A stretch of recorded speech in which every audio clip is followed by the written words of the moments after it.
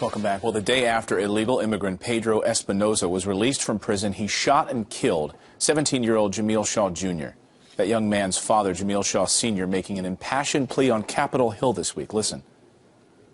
Why was this violent illegal alien allowed to walk the streets of America instead of being deported?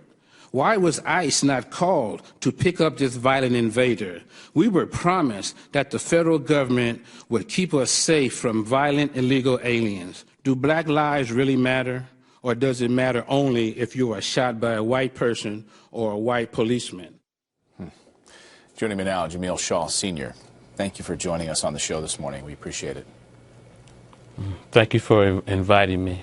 You asked some really important questions during your testimony. Why wasn't ICE called to round up this guy? Did you get an answer to that? No, they never answered. They just thought he could be rehabilitated. And of course, in California, Sanctuary City, they make a practice out of not notifying ICE. They don't want to secure communities. They want to get you know, all the legal aliens as much protection as they do Americans. What happened to your son? Oh, he was shot dead, like you say, by Pedro Espinoza. He was walking home from the mall. As he was walking down the street, on his own street, he was where he was supposed to be. And the legal alien was looking for someone black to kill. We found out through Sheriff Baca that the Latino gangs in the county jail, the shot callers ordered them to shoot blacks when they get out of jail. This is what the sheriff told me in my face. And when he got out, he was looking for someone black to kill, and he ended up in my neighborhood instead of, and he went to his a neighbor's house to visit, and he ran to my son, and he saw him, and he figured this was the perfect person, and he shot him dead right there, shot him in the stomach, put him on the ground, and then walked up to him and shot him in the head and killed him right there in the street. Some are suggesting there's a double standard, hypocrisy even, from the White House. On the one hand, you have Attorney General Eric Holder speaking out about the senseless acts of violence, as he would call them, out in Ferguson. And, of course, the questions about do black lives matter, and then almost silence on this very issue. Do you see it that way?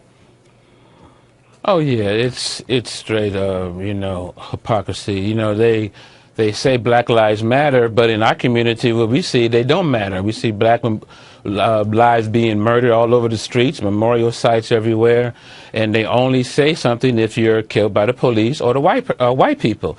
We talk about it every day, and it drives us crazy how, you know, I know a lot of parents who say, well, my kids, it's like they were never even born. You know, people don't even want to exist, like they never existed. It's sad. What did you hope that your testimony would bring? What changes do you think you'll see from this White House, this Congress going forward, if any?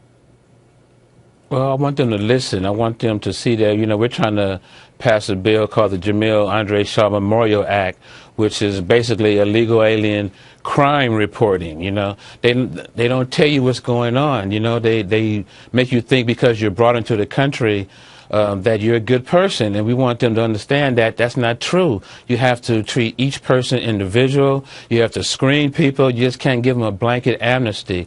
So we want them to crack down on the legal aliens. You know, don't release them into our communities.